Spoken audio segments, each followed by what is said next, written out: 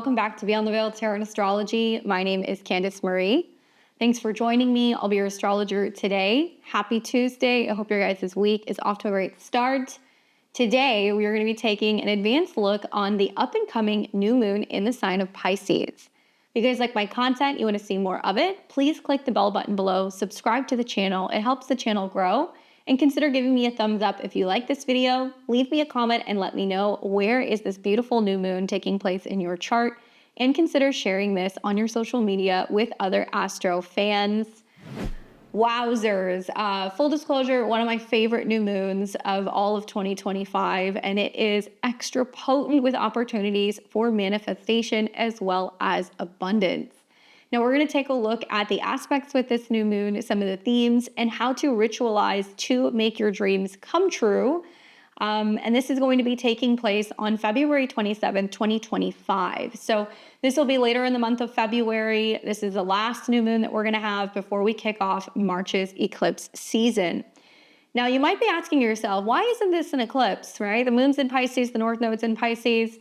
Well, the North Node is not close enough to this new moon for it to be a solar eclipse. There will be no solar eclipses in Pisces during this particular cycle for the next 18 months. All of them will be lunar eclipses, which is big conclusions, completions, lots of emotion, lots of magic. But in 6 months' time, this will become a lunar eclipse. So my advice to you guys is carve out a little bit of time to do something special with this new moon.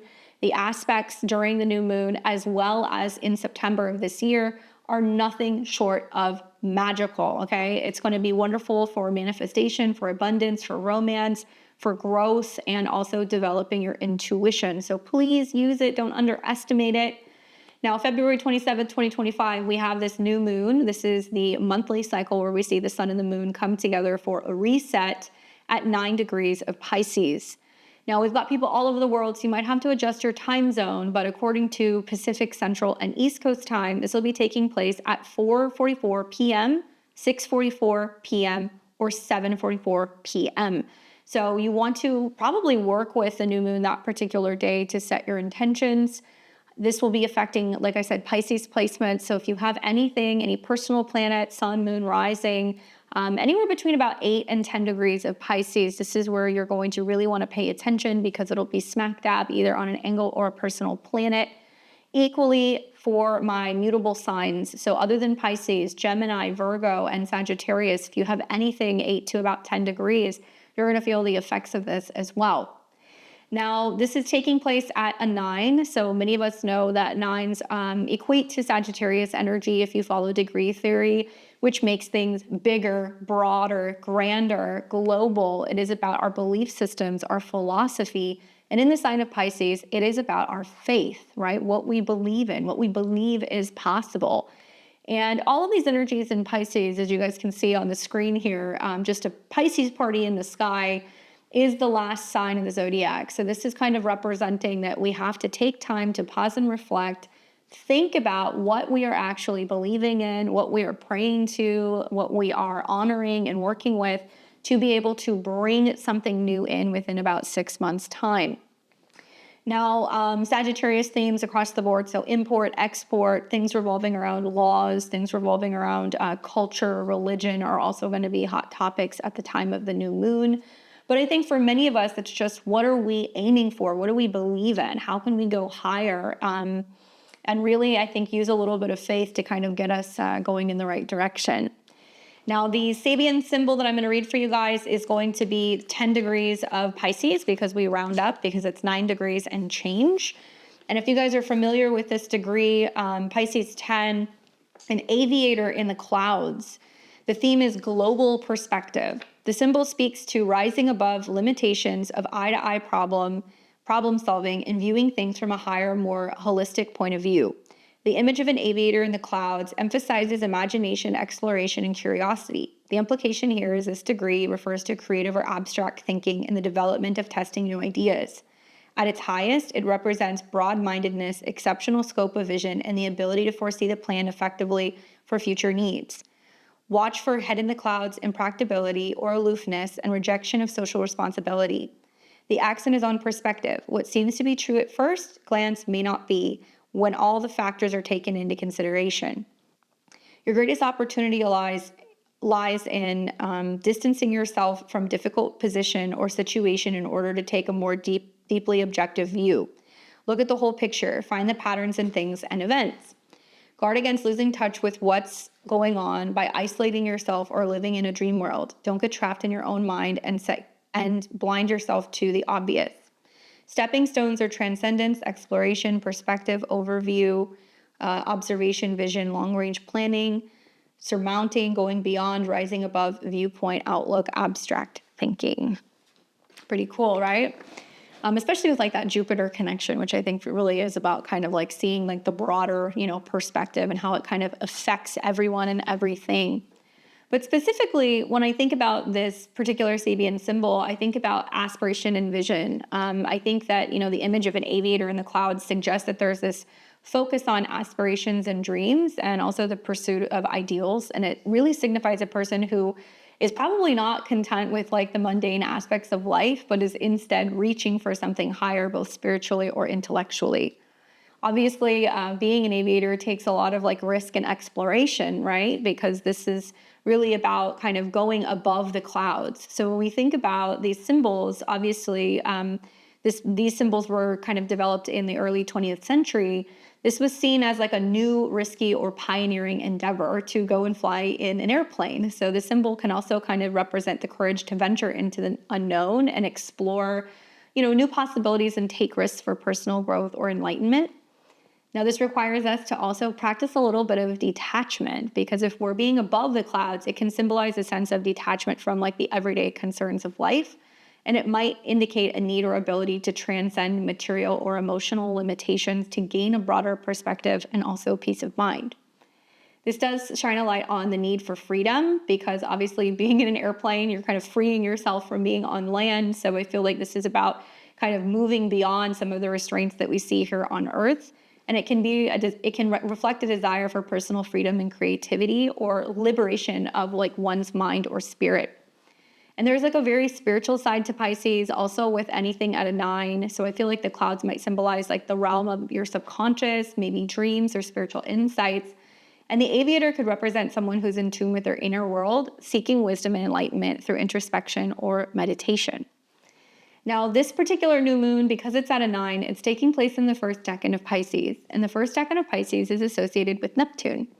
So Neptune rules over things like dreams, illusions, as well as spirituality. So there is going to be an intensified connection to like the mystical or magical, the subconscious, and also the spiritual realms. I feel like for many of us, this can be a great opportunity to really be focusing on our intuition. We might have some profound intuitive insights. We might be focusing on possessing or developing psychic abilities, meditation, anything revolving around kind of like a dream state. And it's also going to encourage us to focus on compassion and empathy, because obviously Neptune and Pisces is associated with that. There is this desire to connect with others on a much more emotional or spiritual level. So I'm predicting with this new moon, over the next 6 months, leading into what will be a lunar eclipse, many people are going to experience a spiritual awakening. This decan is all about the beginning of a spiritual journey, and you kind of have to lose yourself when you're dealing with Neptune energy. So it can be where we become more attuned to the non-material aspects of life. This is also wonderful for people who are artists and creatives, because I feel like there's like a natural inclination towards art and music and things that require imagination, or anything that's going to be touching the soul. So it could be painting, it could be poetry, anything creative that is going to kind of stem from a dreamlike state. Now, what we want to watch out for is that some of the themes that we're going to see with a Pisces new moon is escapism versus enlightenment. There's a fine line between using this energy for spiritual or creative enlightenment, or falling into escapism, self-undoing, or illusions. So we really have to face themes revolving around reality versus fantasy, which is not easy when you're dealing with a ton of planets in Pisces. It feels very kind of dreamlike. And I feel like with Neptune's influence here in the first decan, it's going to be hard to distinguish what's real and what's an illusion. And there's a potential for self-deception or being deceived. Obviously, you guys know at this point, with the North Node Neptune conjunction, this is a theme. Also, we're going to see lots of retrogrades happening in Pisces over like the next 2 months. So that can be bringing this up kind of doubly, I think, in the Pisces area of your chart. So we're going to have to really focus on boundaries, right? Saturn's in Pisces as well. So there is this emphasis on that. maintaining personal boundaries as well as being open to emotional currents of others. I think that's going to be crucial, but we have to know where to draw the line. But ultimately, this is going to provide an opportunity for transcendence, transcending the everyday life through creativity, meditation, spiritual practices, and anything that's going to be offering us insights or solutions from a higher perspective. Now, we have this new moon, and like I said, it's not an ordinary new moon. Because it's so close to eclipse season, 2 weeks later, we're going to see a full moon lunar eclipse that's going to be happening in Virgo. So it's kind of kicking that off and getting us kind of prepared for some of the things that are going to be happening in March. It is wonderful for, creativity and focusing on what we want to transform. But I also feel like it's really setting the stage for some of the fog that's going to be rolling in the month of March.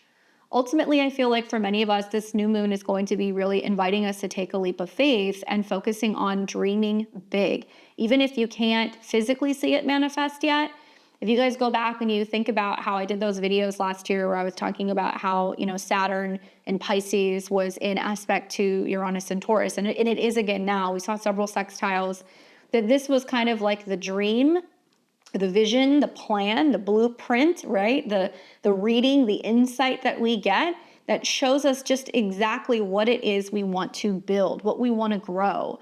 And it's watering and it's nurturing, right? All of this energy with Uranus and Taurus. So we can see wild, rapid physical manifestations. We could see people, manifesting new homes, new jobs, more money, complete changes in terms of their physical situation, also their self-esteem or their physical experience. So we're kind of seeing this coming back now with this new moon in Pisces.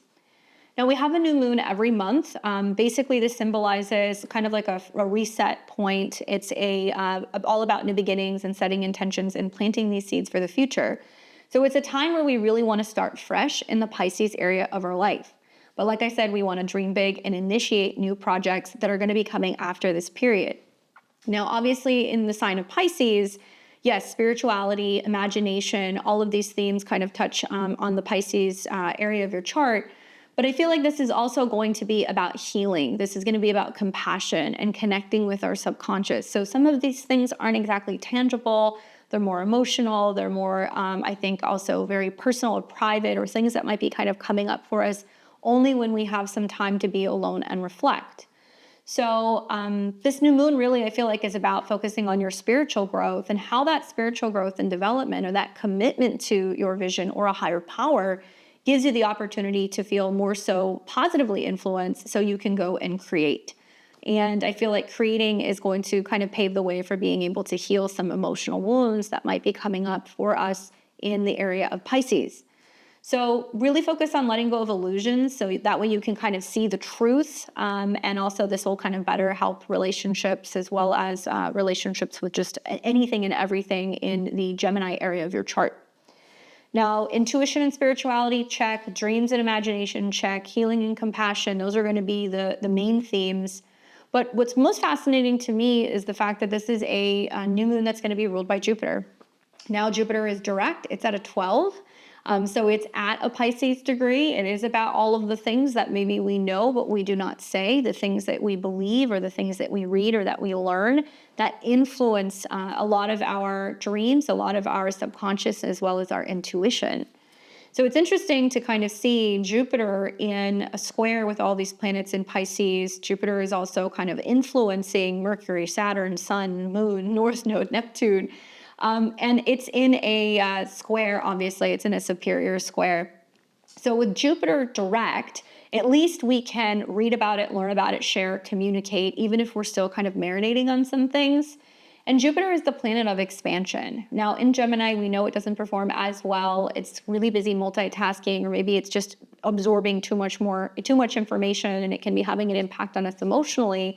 So the square aspect brings some sort of tension between wanting to spread your wings intellectually versus diving deep into your emotions with all that Pisces.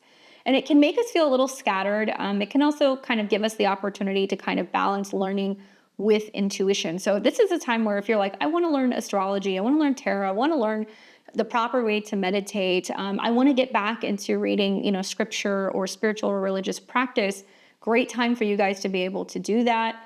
I do feel like this can be about combining learning with travel as well. So like going on walks and listening to podcasts or audiobooks when you're driving, absorbing or listening to things that are going to kind of put you in that mental flow state can also be really beneficial.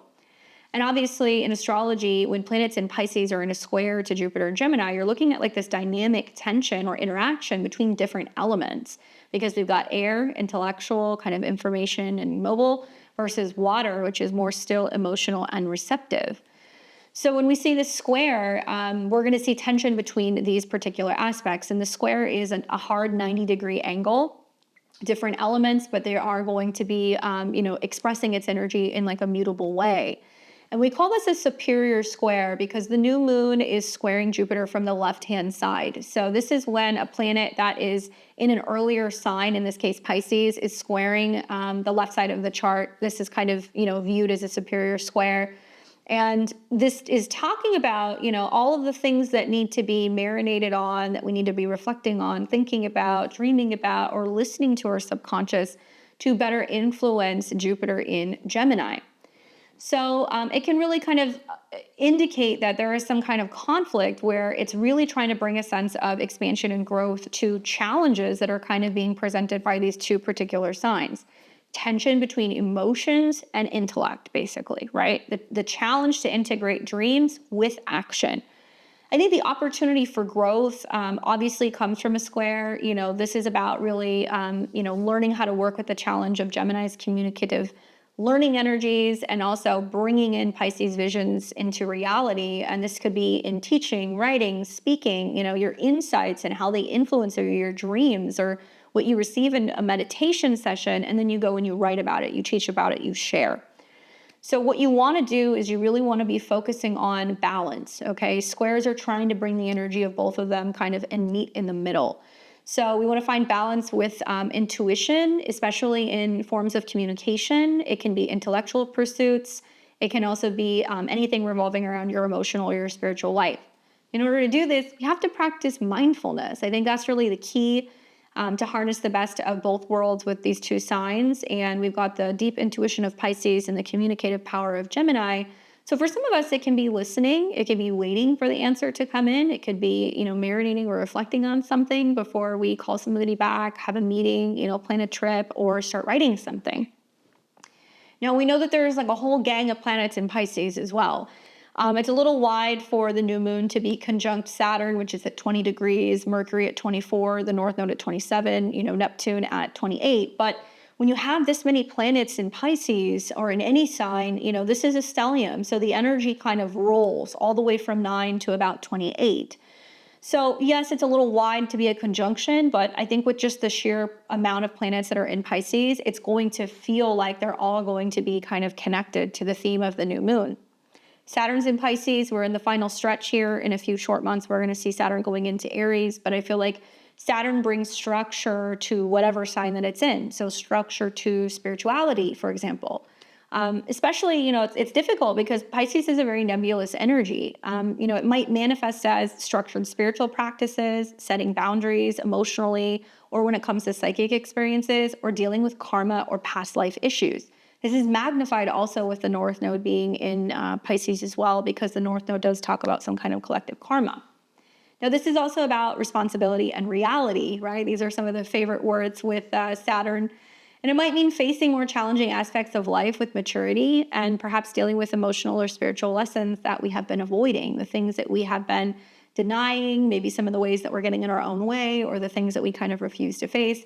Saturn is kind of leading the pack, saying, you know what, it's time to kind of get the show on the road. And you'll see this right after the new moon, as the moon is then going to cross over Mercury and Saturn. So I kind of feel like the 27th, 28th of February, a lot of people are going to have a significant dream, or there's going to be an event or something that's going to come up that's going to be like, I just, I got to create this boundary, or I just have this message, or I had this dream that's really nudging you in the right direction.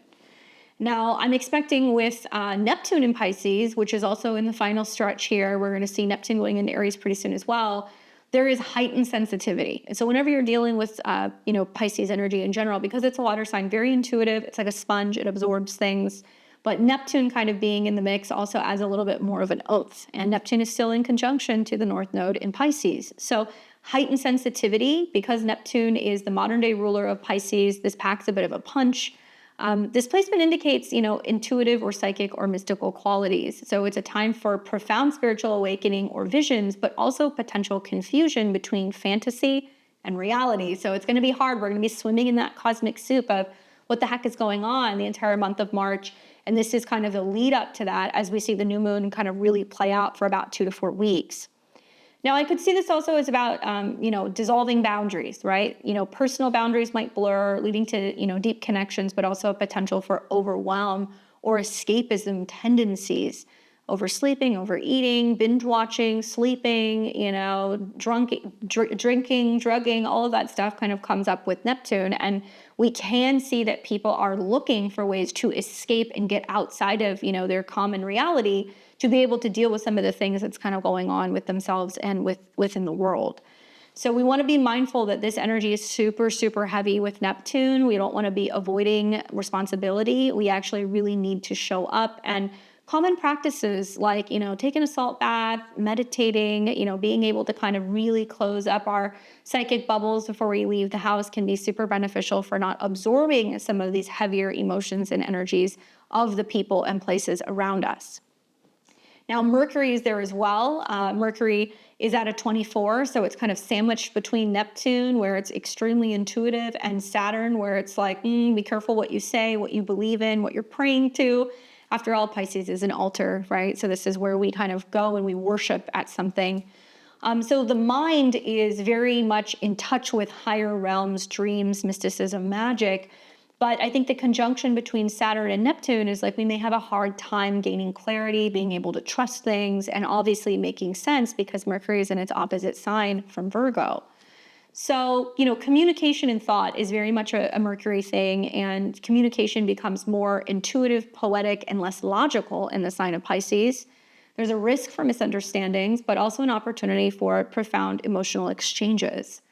I do think this can be beneficial for imagination in speech and writing. It's excellent for creative writers, storytellers, any form of communication that benefits from its imaginative flair. So poetry, music, film, if there's something that you're writing, you can be kind of lost in this like whimsical dream world where you're feeling very inspired to be able to kind of tell something that might be otherworldly or very much fiction-based, right?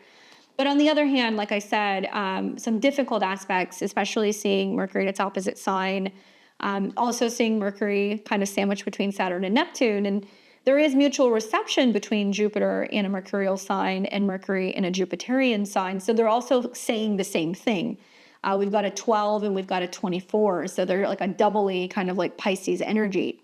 My interpretation of all of this is just some people are going to be like, am I dreaming too big? Is this not possible? Is this true? How can I verify this is correct information? We're going to see a ton of misinformation. We're going to see a lot of things that are being manipulated, particularly falsified documents, reports, accounting stuff. We're also going to see falsified things revolving around health, things that are going to be altered or edited heavily, which may seem real, but we don't really know if it's going to be fact or fiction.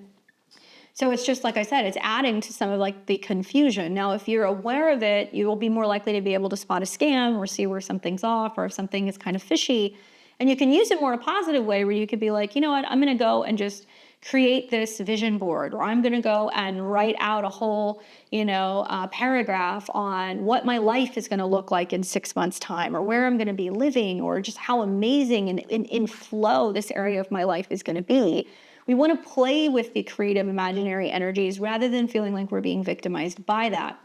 But something to keep in mind, Mercury is in shadow. It will be retrograding in the month of March back through these degrees, coming back into conjunction with the North Node in Saturn, which means that there's likely going to be something that we've been kind of reworking, rethinking, questioning whether or not we can proceed forward.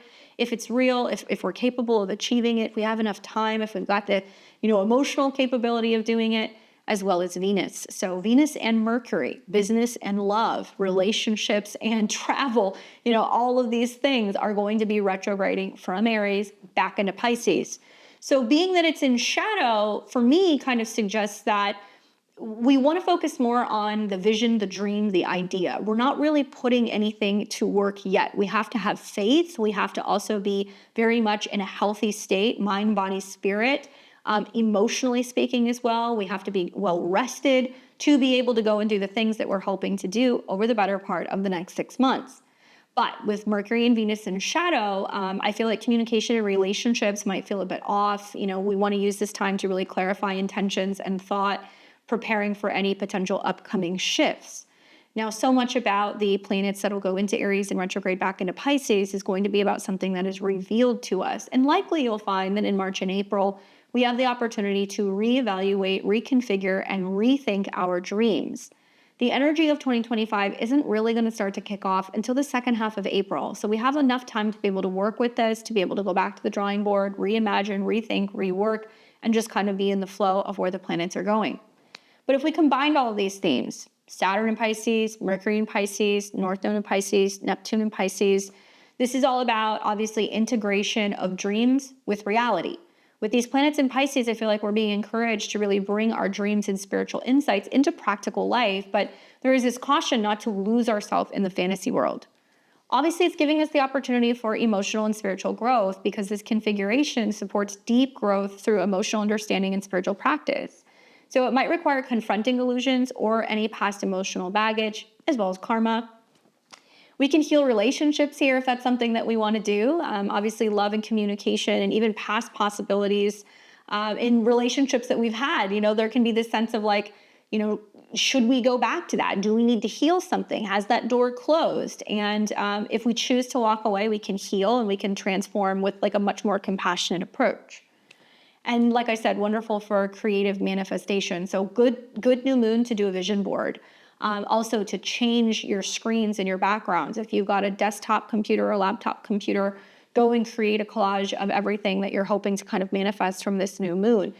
Put it on your phones, on your wallpaper, right? Or create like a big vision board that you can put on the wall somewhere where you're going to see it all of the time, or maybe create a meditation space with a small altar with a list of intentions of things you're hoping to kind of manifest. This energy is wonderful for, creating art, music, or literature that really touches the soul, and it's tapping into the universal empathy of, imagination and Pisces energy.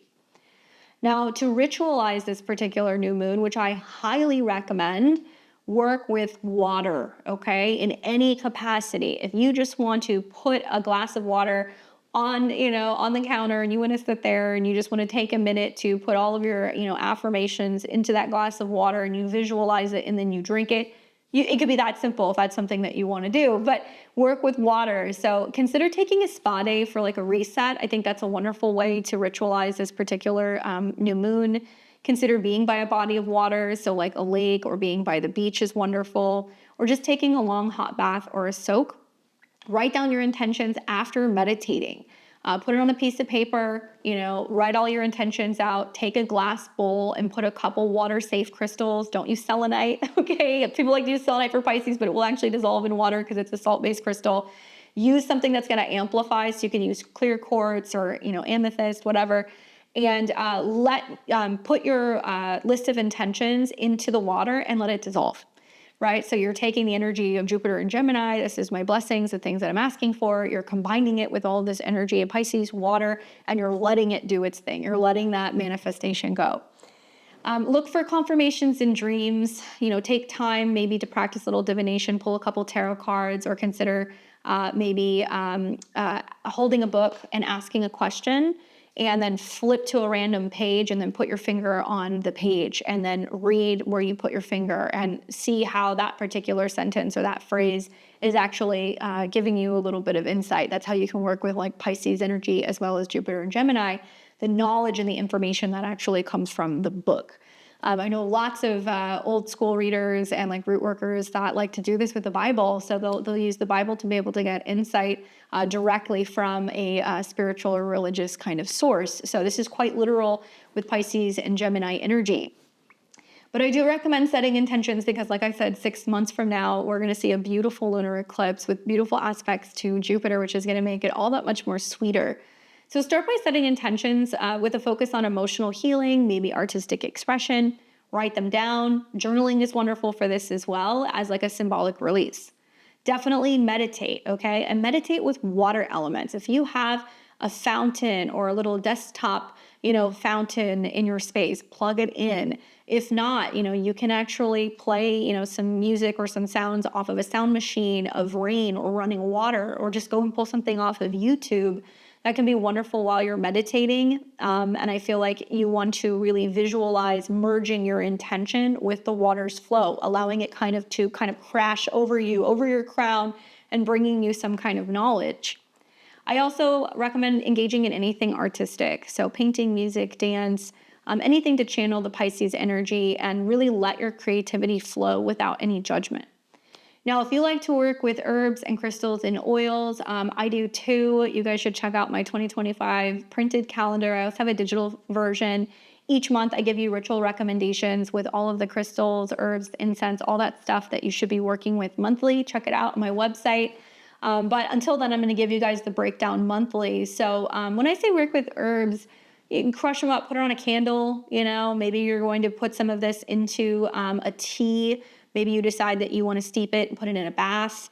My favorite thing to do with Pisces energy is I like to take a combination of lavender, mugwort, and jasmine. I'll put it in a tea bag, throw it in a cup, and then I'll also maybe put a little bit of lemon, because lemon's good for Pisces energy too. And then I'll put some hot water in it, and I will actually drink this combination. I like to do it before I do readings. Mugwort is amazing if you take it as a tea. It really opens up your third eye, and it's also great for enhancing your dream state. So these are wonderful if you want to work with herbs.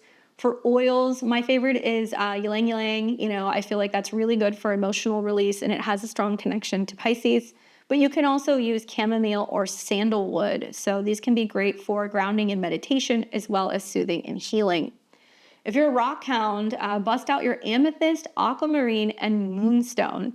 Now, clear quartz can be wonderful as well for being able to really focus on amplifying some of the intuitive energies of Pisces. But all of these are good for spiritual awareness, protection, clear communication, as well as enhancing your intuition. Now let's take a look at the aspects of this particular new moon, break it down a little bit further. A lot of these I already went through, but I just like to show you guys as we go, because I know a lot of you guys watch these videos because you're learning astrology. So if you want to really learn how to read the charts, one thing I'll tell you, and I always tell my students, is no new or full moon is created equal. Okay, they're not. They're all different. Yes, a new moon in Pisces, you're going to have all these mystical, magical kind of themes, but what's going to separate a good new moon from a not so good new moon or full moon is going to be the aspects. So the first place your eye is going to want to go is looking at the rulers of the new moon. So I work with the traditional rulership. I look at Jupiter before I look at Neptune, even though I'm a modern day astrologer. So this is why I was putting so much emphasis on the squares between the sun and the moon and Jupiter. Jupiter's direct, yay, so it can move forward, it can grow, expand, learn, and communicate. It's at a 12, so it's about tapping into our intuition and also being curious and asking questions if we're not sure. I think this is also about keeping an open mind, having a diverse perspective, being able to consider maybe more than one path or more than one opportunity. And obviously it's in a sign that deals with travel, learning, communication, language, gadgets, social media. So if you're somebody who is planning, I want to launch a YouTube channel, I want to launch a blog, I want to start doing a podcast, maybe I'm going to start, teaching something. This is that time where you take a step back and you're like, okay, what does the bigger picture look like? How do I want it to look? How do I want it to feel? How can I start getting all of these things in order? And you have to approach it in a very intuitive way. Now, Jupiter is obviously going to aspect a number of planets, so we'll kind of get into that. And then we also look at Neptune. And Neptune is still in Pisces, late degrees, Cancer degree 28, which is more about emotions and clearing emotions from the past. And it's conjunct the North Node. So I think I said this a couple of months ago. I was like, you know what? North Node, Neptune, Pisces, we kind of have to lose our mind a little bit and let go and really trust the process. This is really having a trust fall with the universe and being like, whatever's going to happen is going to happen. I'm not going to go crazy and lose my mind over things that are happening because we don't know actually what the future holds. We can just have some sense of maybe heightened intuition, maybe hope, maybe compassion, embracing the fact that, something is getting cleared out, and we just kind of trust in the process, right? However, it can make us feel a little crazy. It can make us feel like we're absorbing too much or that the world is melting down. The late degrees of Pisces are some of the most sensitive degrees because this is when the soul cycles out, right? Pisces represents, I think, this kind of completion, this life review, that the soul has gone through this whole process of, Cancer being buried, right? The end. Scorpio, that kind of transition from the physical world to the spiritual world, going through the bardo, having that process of going to the other side. And then Pisces is where we review everything. We hang out with our spirit team. Maybe we do the life review. We heal something on a soul level, and we decide, do we want to come back here again? And then we are reborn in Aries. We take our first breath. We come into a new body. Same soul, new body, if you believe in that. So my point to all of this is that really a new moon in Pisces is kind of like an oxymoron, because it's like, well, this is this new beginning, but it's kind of this new beginning, this new opportunity to reflect on what we're actually closing out. North Node, Neptune, Saturn in Pisces is all saying, hey, we have to embrace the end. It can be a beautiful thing. We can set something free with love. We can be excited about the new beginning that's coming. We don't have to be frightened and scared. We can just willingly kind of like let go, right? Anyway, so North Node, Neptune, yeah, we might feel a little wonky, or that the world is a little crazy. But I feel like this is going to inspire the right people to go, you know what, I really feel like I'm divinely directed, divinely protected, and I'm ready for this ride. Let's get this show on the road.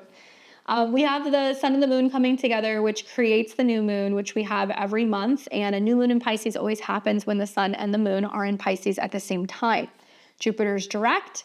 We have got the sun and the moon square Jupiter. So we talked about that superior square, where it's really kind of pushing down on Jupiter, saying, talk about it, write about it, share. You're going to hear, because Jupiter and the Jupiter Pisces connection can be about prophets, by the way.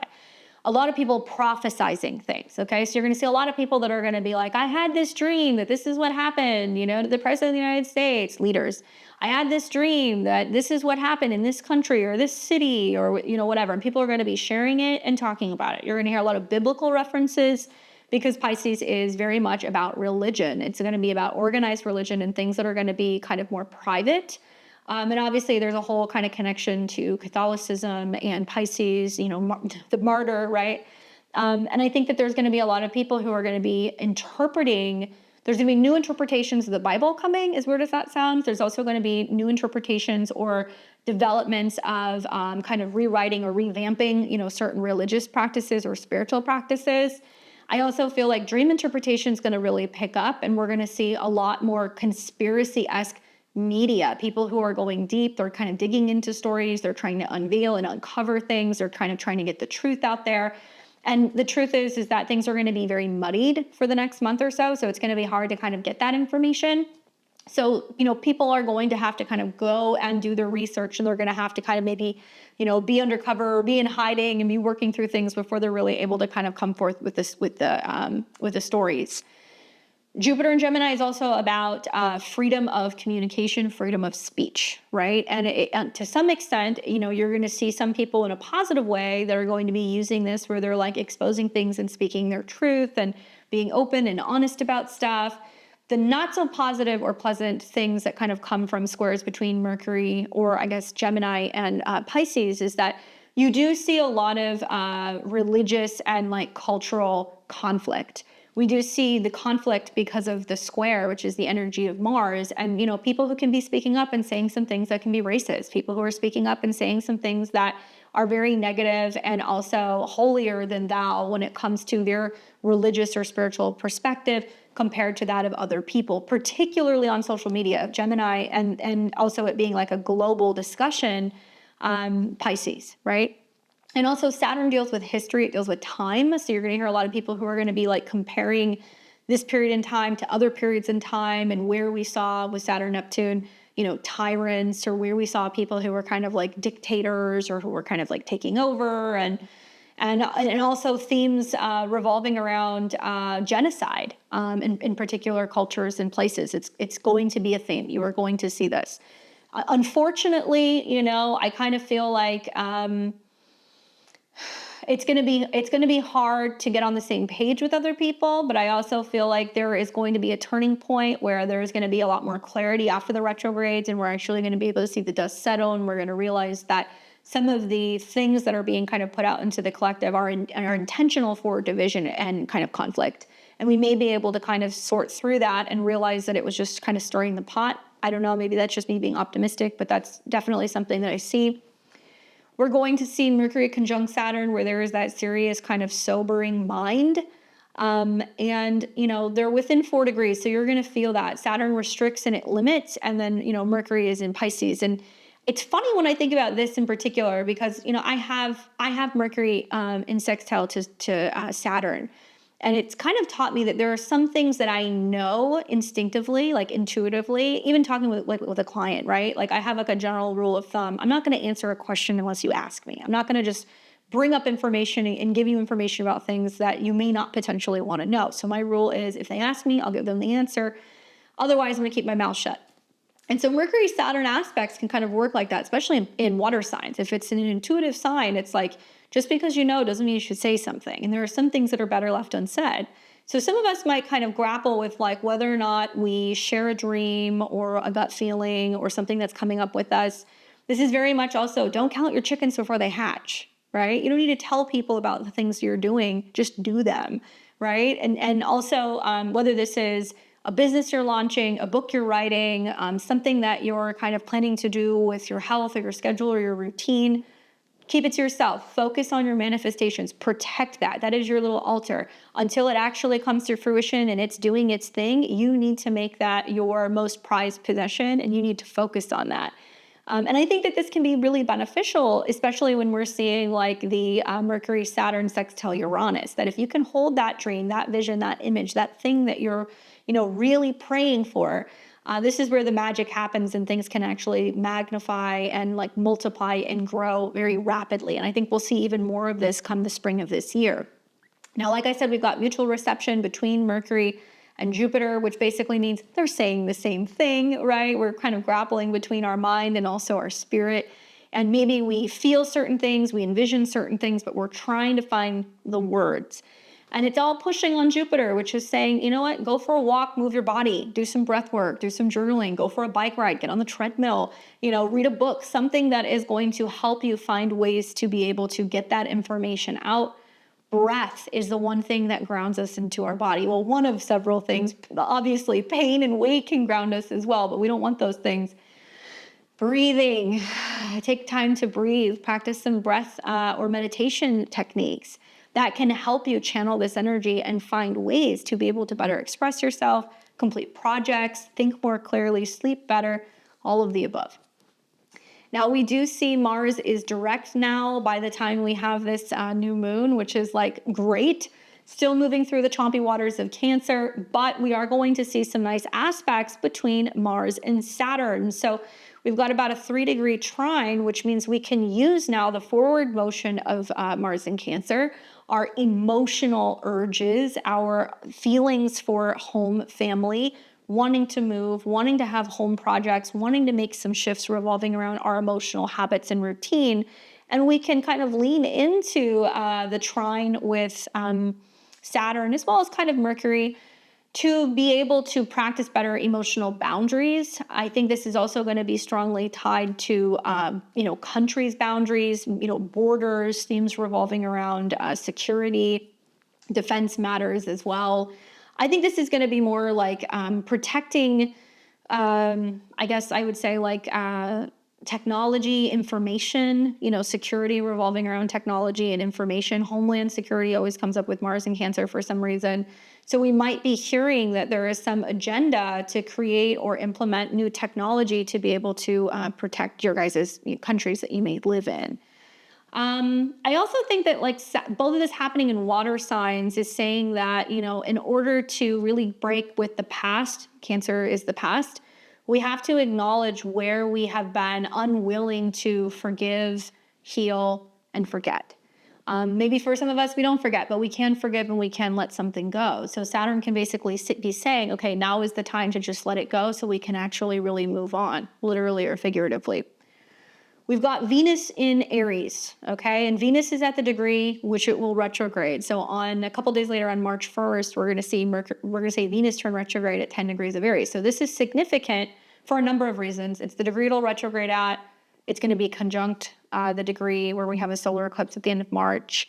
And we're also going to be seeing Mercury and Venus retrograde right around these degrees. Saturn's at a 10, so this is going to be dealing with long-standing challenges revolving around self-values, resources, and obviously she's moving through a Mars sign. So impulsive, passionate, very focused on the self-pleasure, self-needs, personal resources. But she is sextiling Jupiter, which is the ruler. And this means that if we are strong, fierce, focused on what we value, what we want, prioritizing self-love, and I think being a little bit more daring and courageous, well, fortune favors the bold, very much Jupiter and Venus in a sextile. This might mean that we have to be more willing to share our own personal values, or more willing to learn how to love ourselves better, or how to better communicate. This might also mean that there's opportunities for travel and education that might be kind of coming from this new moon. So, to see two benefics sextiling each other, and especially the ruler, I think is a pretty good omen that this could be bringing a lot of people joy, a lot of people better health, a lot of people opportunities for more road trips, for meeting people, for falling in love, for committing to people, for making more money, especially in Jupiter and Gemini areas. So this could be your own website, through social media, through journalism, through teaching, through learning, through writing, anything that's also going to be in your local communities, things that you can be sharing with people locally. Now we're going to see a very loose square between Mars and Venus. It's 7 degrees. And obviously Mars is the dispositor of Venus in Aries. So I'm not mad at a Mars-Venus square. I feel like it creates just enough tension that's just like, okay, a little friction can actually be good when it comes to like love and relationships. However, some people will see this as like a little bit of like a battle of the sexes, or some conflict between individual needs and values versus that of home and family. But, Mars is now direct. It's moving out of that square. So I don't think it's going to be as impactful maybe as a square that would be a little bit closer. We're also going to see, like I said, Venus and Mercury are in shadow. And we have got Mercury conjunct the North Node. So fateful dreams, communications, and connections. And as you guys know, Mercury is the ruler of the South Node in Virgo. So this can be kind of touching on, what do we have to let go of mentally? What's not healthy for us, and things that we're doing behind the scenes, and things that are kind of sneaky and hidden. This could be what we're watching, what we're reading, what we're saying. Especially I think of it's like a gossipy thing. Jupiter and Gemini can be gossipy. So how are people going to be kind of exposed for things that they have said behind closed doors? Things that might not correlate or correspond with the persona that they're projecting out in the world. It's like, are people practicing what they preach? I think that's going to be a big theme for like the next couple of months. And this could be especially in regards to people in positions of power. Obviously, Saturn is close to Mercury, so this could be people in government, things that they have said that are being walked back, things that they have said that have been proven to be lies. This could also be huge for the spiritual and religious communities. I think about conspiracies that have been going on within the Catholic Church that are currently starting to unfold and be exposed. Especially when I think of like the South Node in Virgo, is like things that have not been very clean, things that have not been very holy, things that maybe we have heard numbers and analysis of where food and resources and things were going, or supposedly were being donated to charitable causes, only to find out that some of these things actually didn't happen, or that the funds weren't fully going to, to help those in need. And certainly Pisces is a sign that's about, well, I need, I'm lost, I'm homeless, I don't have food, I don't have resources, I've got, drug addiction, mental health issues.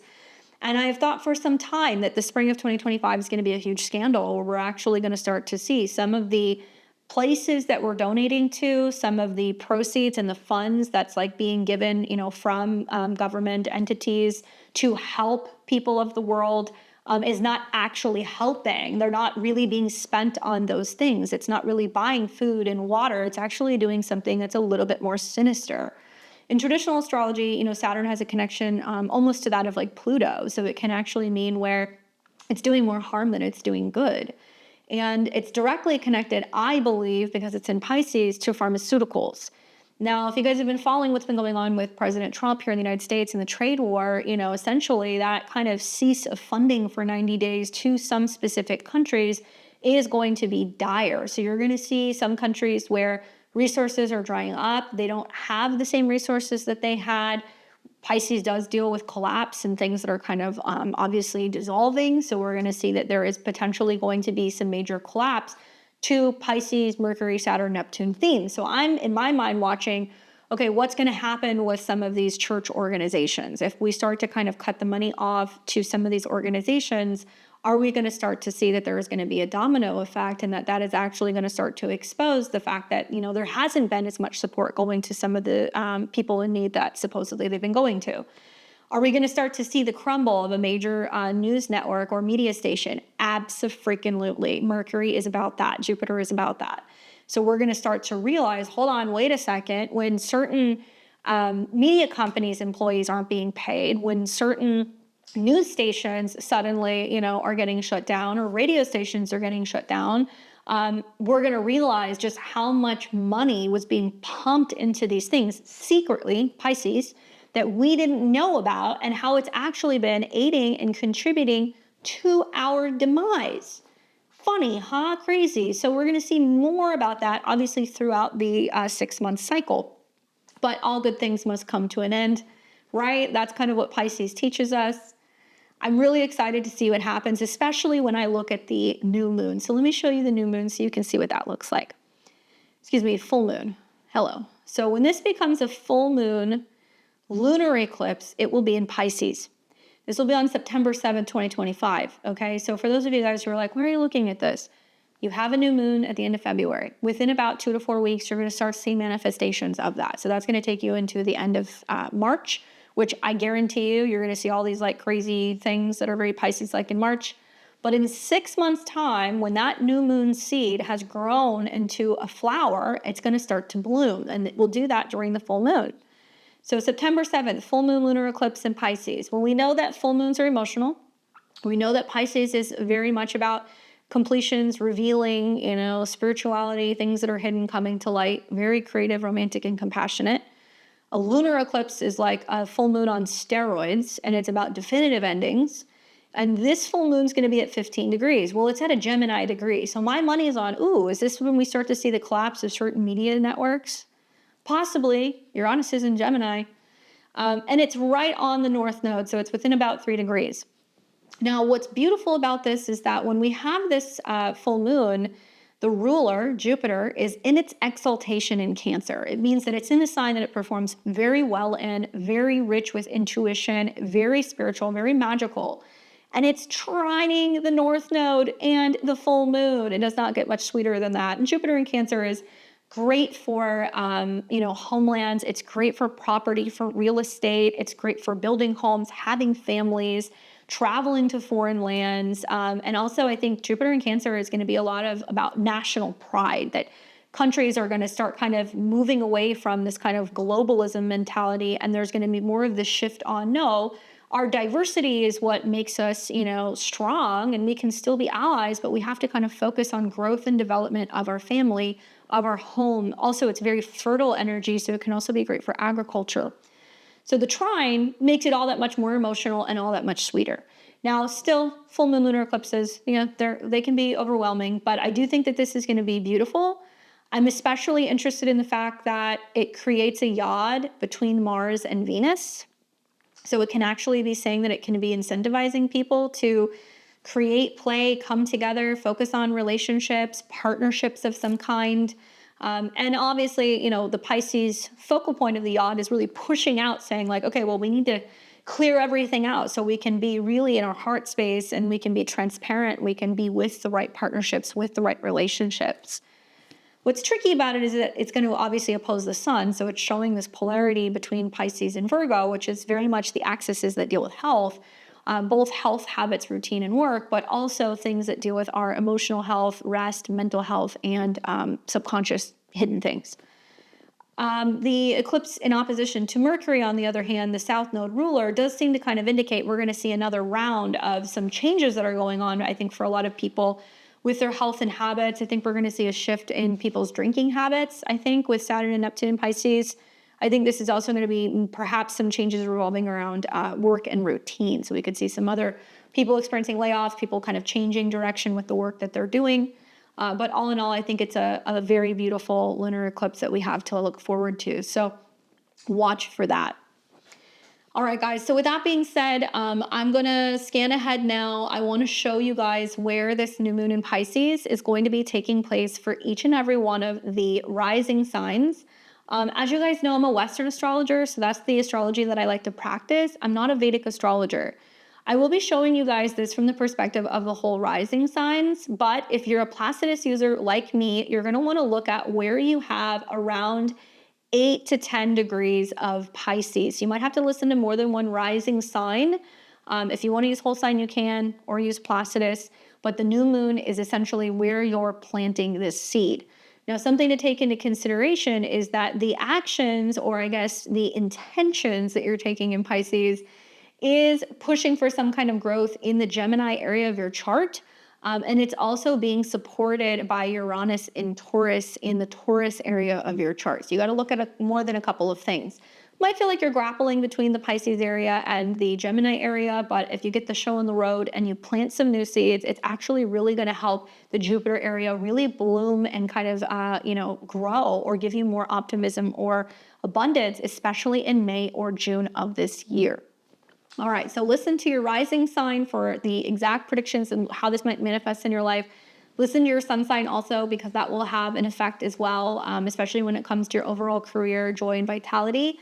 And your moon sign can be beneficial. After all, this is a new moon, and that'll tell you more of what you need to know emotionally. I'm going to start with my Aries and Aries risings. You guys are going to be experiencing a new moon happening in the sign of Pisces. Obviously for you, Aries, this is happening in your 12th house. So my prediction is that you might feel unusually introspective and you're focusing on your spiritual or your hidden self at this time. I recommend engaging in, solitary activities like meditation or journaling and setting intentions that promote healing. The themes for this new moon are inner peace, solitude, and letting go of past burdens.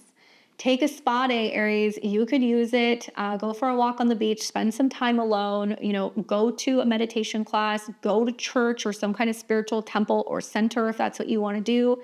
And obviously this is squaring Jupiter, the ruler. So I anticipate a lot of you guys are going to be wanting to do some traveling, moving, or relocating. And so you're kind of needing to create a vision or a plan for what you're hoping to manifest. Maybe some of you guys are saying, you know what, I'm really manifesting a new car. I'm manifesting an epic road trip. I'm manifesting, being able to get a new social media channel up and running and it being successful.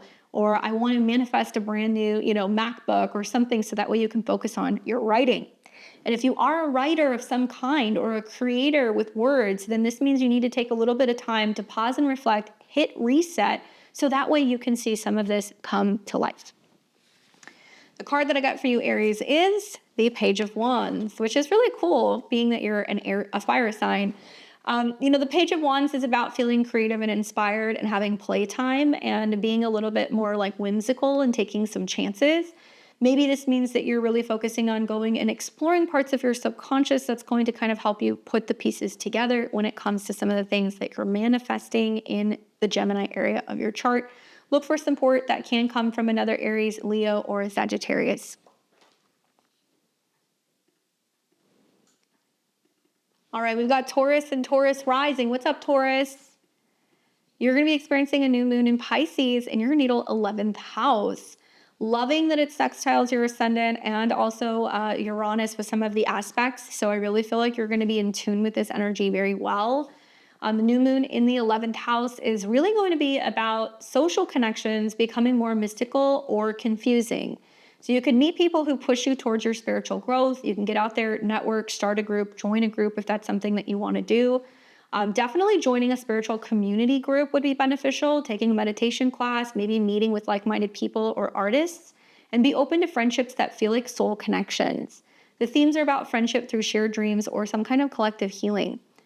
Now, obviously, this is ruled by Jupiter, which is in your second house. So this is about feeling like you're bringing in friendships that make you feel valued. This is also maybe about spending some money to join a collective group. Maybe it means that you're creating like a subscription service. Maybe you're writing for people who are going to pay you. Maybe you're trying to figure out, your goals when it comes to your money and how you can make more of it. And you're kind of having to put your head together with other people and do some brainstorming in terms of how to, bring more resources your way.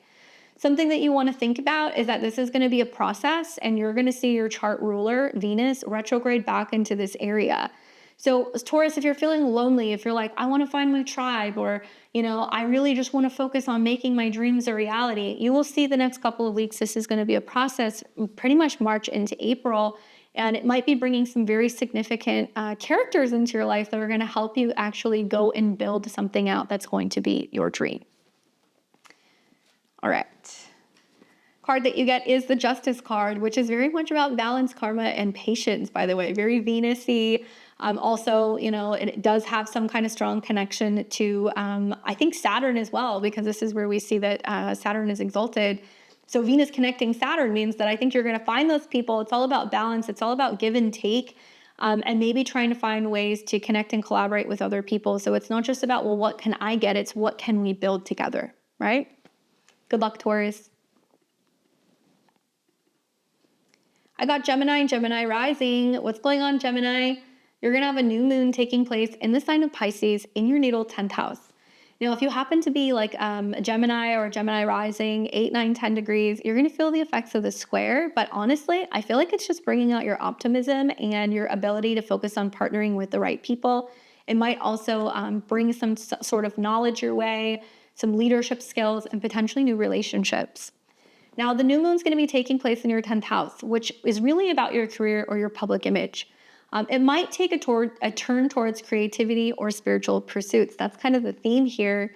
Obviously, I'm recommending exploring career paths that involve creativity or service and updating your professional image to reflect this shift. Now, the themes are public image, career in arts, or healing profession. Now, you're going to see that Mercury is conjunct Saturn, so you're committing to a change in the story of what you've always told yourself, of what you can and cannot be. Maybe you have felt blocked in your career. Maybe you have felt like you're afraid of public speaking. Maybe you've been afraid to speak up or to start your own business or to ask for more support from your boss or your business. But I feel like this is the time that you're getting ready to do that. So the new moon is basically setting the stage for, Saturn and Mercury meeting, where there's going to be really important decisions made about your career. Maybe you're moving into a leadership role. Maybe there's going to be some changes with the company that you work for. But all of this energy that's going to be squaring Jupiter in your sign means that you're ready. You're ready for growth. You have the chops. You have the capability of leading a team, being successful, changing your career, or for some of you guys, even retiring and embracing having more freedom or being able to travel. I do think that this is going to be a process, obviously, especially as Mercury is in shadow. But I think that by the time we get to the other side of April of 2025, you're going to be in higher public standing with your career. And I think you're going to be doing something more in alignment with your soul. Card that you get, the Wheel of Fortune. So definitely, especially because this is very much associated with Jupiter, the growth that's going to be coming for you, the wisdom that's going to be coming, the travel and the opportunities are coming your way, and the Wheel of Fortune is turning in your favor. I love that for you, Gemini. Let me know how it goes. We've got Cancer and Cancer rising. What's going on, Cancer? You have a new moon taking place in the sign of Pisces in a fellow sister water sign. So if you're between 8 and 10 degrees of Cancer, you'll be trining this particular new moon, which is beneficial, emotional, and very intuitive. Now, the new moon's going to be happening in your 9th house. And this is a house that is going to be about travel, higher education, law, legality, teaching. And I feel like you're going to feel an urge to explore new places, new philosophies, maybe even new cultures that are going to be expanding your worldview. This can be a really positive house. It's really for good luck and expansion of the soul. I recommend traveling if possible, planning a trip, or engaging in some kind of cultural study. Plan for a future that aligns with your spiritual beliefs. And the themes here are about expansion of the mind or some kind of cultural immersion. Now, if you want to plan a trip, go back to school, or if you're wanting to connect with a mentor, this is a perfect time to do that. This is all being ruled by Jupiter, and Jupiter is in your 12th house, which means that you're going to have to really reflect on what you're willing to release or let go, or what's kind of setting in your life to be able to really expand in the ninth house. Now, this can also be about planning a foreign trip or traveling in some way or completing a higher level of education. Obviously, moon cycles are important for you because you're ruled by the moon. So I feel like for many of you guys, you may actually be traveling during this transit, or you're going to be in the active stages of planning education or travel. Transits that are happening as well as you're going to see that there's going to be a moon trine Mars in your sign. So it can be within like 2 days of this particular new moon that you're starting to kind of plan some of this stuff. Card that I got for you is the Six of Wands. So wherever you're going, you're well received, you're excited, you're finally fulfilling a goal, you're feeling victorious, or you're completing something. So for those of you guys who are like, I've always wanted to go to this place, I've always wanted to go back to school, I've always wanted to publish a book, right? These are the things that you're going to start seeing happen over the next 6 months. Good luck, Cancer. We've got Leo and Leo rising. You're going to experience a new moon in in Pisces. Hello. New moon in Pisces taking place in your natal 8th house. If I said Cancer, forgive me, I meant Pisces. And the 8th house is interesting because the sun and the moon coming together does impact you. The 8th house is going to represent, obviously things that are more private, things that are more intimate, joint resources, things that are hidden. But the 8th house is also about transformation. So when planets go through there is some kind of purging and purification process that happens. I think this is transformation of like letting go of fears or secrets.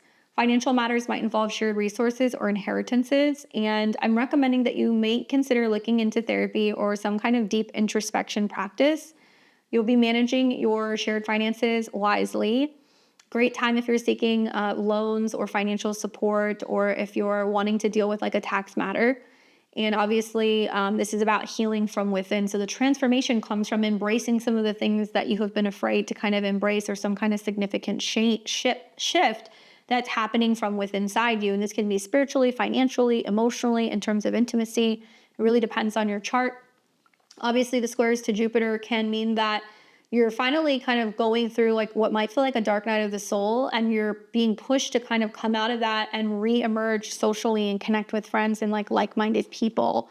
And that can actually pull you out of what can feel like a really difficult place in the 8th house.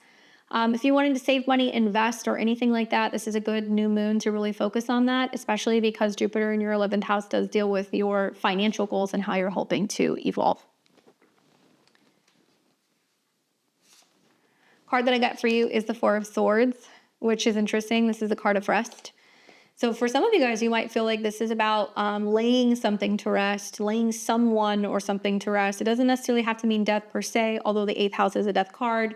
The 8th house is a death energy, and the Four of Swords deals with like, sometimes it does symbolize like a funeral, or like releasing attachment to something or letting something go. I'm not saying that's what's going to happen, but if you look at what's going on with the chart, planets are also trining Mars in your 12th house. So it may be symbolic of, I'm finally laying this situation to rest, this financial issue, this fear, this grief. There's something that you're going to be finally kind of like letting go and detaching from. So that way you can really feel like you can kind of get back out there and start socializing again. Good luck, Leo. We've got Virgo and Virgo rising. You'll be doing this new moon in Pisces in your opposite sign, in the sign of Pisces in the 7th house. So for you guys, this is like a restart when it comes to relationships. And this is going to be a big topic in your life for the next couple of weeks as you see retrogrades kind of going through here. Next month, we're going to have a lunar eclipse in your sign where you're going to see a full moon between the moon in Virgo and the sun in Pisces, which is really going to be showing you the effects of who you are versus that in relationship or partnership, and then retrogrades to that area of your chart. So whether you're single or you're in a relationship, this is a good time to reconnect to other people. And the 7th house could be your therapist, your astrologer, your marketplace. It can be your business partner. It does not just have to be romantic relationships. But one thing that you can see with like a new moon here is that relationships can be, really idealized, but be wary of seeing partners through rose-colored glasses because of the Mercury-Neptune aspects. This is also about clear communication and expectations in relationships and practicing compassion and forgiveness with other people. So watch for, partnership through empathy. If you're wanting to get back out there and meet people and date, you can. If you're wanting to find a new therapist, you can. If you just want to focus on spending more time in your one-on-one relationships, you can do that. This is all ruled by Jupiter, which is in your 10th house of career. So for those of you guys who are wanting to use this more in a business way, you could be getting more recognition. There could be more opportunities to work with new people, getting a new job, bringing in clients, and being able to really focus on selling something, whether it's a service or a product through a marketplace. So it can be very, very beneficial for that. But keep in mind that, you're going to see a T-square. So there's going to be a lot of how can I bring in people who are going to boost me out in the world? Do I have a partner that supports my career endeavors? Do I have the right business partner to kind of excel at work? Do I need to be working with a new manager so that way I can get more recognition? This is the stuff that comes to mind. Card that you get is the Nine of Wands, okay? And that's interesting with Mercury and Saturn conjunct. It might mean that the goal is to get to the heart of the matter, with partnerships and not feel like you're kind of dealing with things alone and like being able to overcome some of the challenges, and that is the emphasis. But when you look at the bigger picture, when you zoom out, Virgo, when this becomes a lunar eclipse and it's trining Jupiter, which will be in your 11th house, you're going to be on the same page with partners. You're going to be able to socialize more. You're going to be able to see your friends more. So if you come out of a relationship, you'll be more social basically for the next 6 months. You may actually meet somebody through a friendship, or somebody who's a friend could become a partner. They could set you up with someone. Otherwise, it can mean that, you can expand in your relationships, especially socially with you and your partner. So really the focus is how can we do things together rather than feeling like I'm being alone. Good luck. We've got Libra and Libra rising. What's up, Libra? You're going to be doing this new moon in Pisces in your natal 6th house, and this is all about health, habits, routine, and healing. So I predict for you health routines might benefit from like a holistic or spiritual approach. Your work environment will also become better organized and more intuitive. You're creating a schedule that makes you feel like you're more in flow. I recommend incorporating wellness practices like yoga or meditation, and this will improve your workflow, also your environment and your mood a little bit better. This is a good time if you're looking for work to go and look for a job, or if you're wanting to find new healthcare practitioners, you could do this as well. The themes here are going to be about health through spirituality and finding a better work-life balance.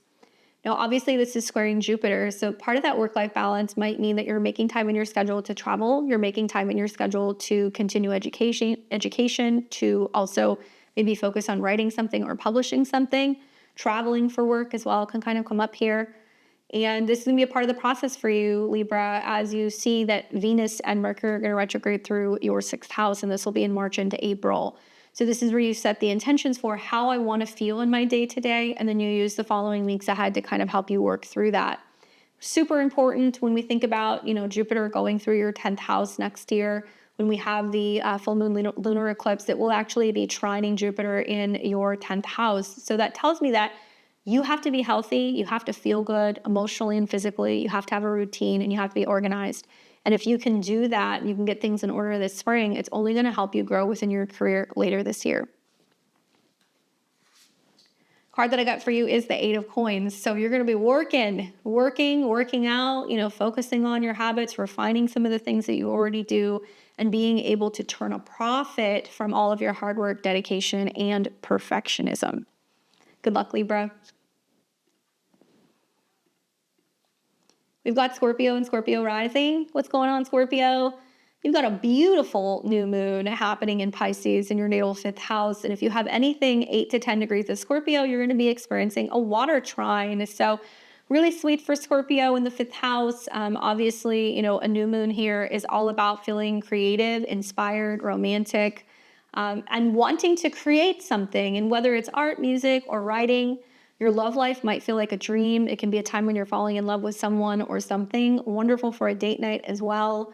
I recommend expressing yourself creatively, and this could be very healing for you, especially for the inner child. I recommend art therapy. And like I said, romance will be a topic in the 5th house, but you want to approach it with like a sense of magic, but also clarity, because we are going to see your 7th house rulers getting ready to go retrograde. This can be a time where there's more focus on family or children, or, if you want to have kids, if you want to get back into dating, if you want to start your own business, or a new hobby. I like that there's going to be trines that are taking place to Mars, and it tells me that there's like a storyline where you're like, okay, well, a hobby is including either travel, education. A hobby might include also working with a mentor or a teacher. It might be something that you're publishing. Maybe you've been focusing on going back to a place that you love visiting or going back to school, but whatever it is, it's going to be kind of supporting some of the new creative hobbies or relationships that are kind of coming through the 5th house. Very potent energy. Also, it's very fertile. So if you're somebody who either wants a new relationship or you're thinking about trying to have a kid, this is definitely a new moon that you want to set some of those intentions. Now, the square to Jupiter is also pushing for more intimacy, bringing in more resources, transparency, and being vulnerable emotionally through communication. Okay? Card that I get is the 5 of Cups. Difficult card. For me, this is like overcoming heartbreak or overcoming disappointment and being like, you know what, it happened. Now I'm going to focus on where I'm going. I think that the sextiles that you're going to see to your 7th house does mean that, if you're focusing more on self-love, it can actually radically change and transform your relationships in quite a positive way, and that you're not as focused on what's going on with other people. You're more focused on yourself. Be careful with the 5 of Cups. You don't want to, sit or kind of think too much or cling on to past love. You want to be focusing on something new that's coming in, a new phase in an existing relationship or a new person. And for many of you guys, the retrogrades in the 5th house can mean that you're finally releasing or letting someone go, and that the next couple of months is like a significant turning point as to which way that's going to go for you. Good luck, Scorpio. We've got Sag and Sag rising. What's up, Sag? For you guys, you're going to be seeing that there is this new moon in Pisces in your natal 4th house. The moon's at home in the house of roots, home, family, and property. Obviously, if you're 8 to 10 degrees of Sag or Sag rising, you're going to be feeling the square from this new moon. But I feel like this is really great for Sagittarius who want a fresh start in regards to their home and their living situation. So a new moon here is all about family matters in your home environment, which might need more of like a spiritual or an emotional cleanse. I recommend redecorating or cleansing your living space, spending quality time with your family, focusing on those bonds, and really seeing your home as a sanctuary and really nourishing your emotional roots. Now, a new moon here can mean that over the next 6 months, you're going to be experiencing a move, buying a property, going back home, focusing on your relationship with your parents, or healing something kind of connected to your ancestral karma. Obviously, this is ruled by Jupiter, and it's squaring Jupiter in your house of relationships. Jupiter is also your chart ruler. So for this new moon, part of the newness that's coming with the home and family is brought on by partners, right? Romantic partnerships, committed partnerships, relationships with siblings, as well as cousins and neighbors. So you might feel like that you're being asked to grow and expand your space to include another person. Maybe you're moving to a new place, a foreign land, so you can meet someone. Maybe somebody's moving and coming to be with you. If you're looking to do anything new, I think the next couple of months, this is a wonderful time to do that. I will tell you that the retrogrades that are going to be going through your 4th house kind of paint a storyline that's really talking about changes that's needing to happen prior to some of the growth that's going to happen later this year.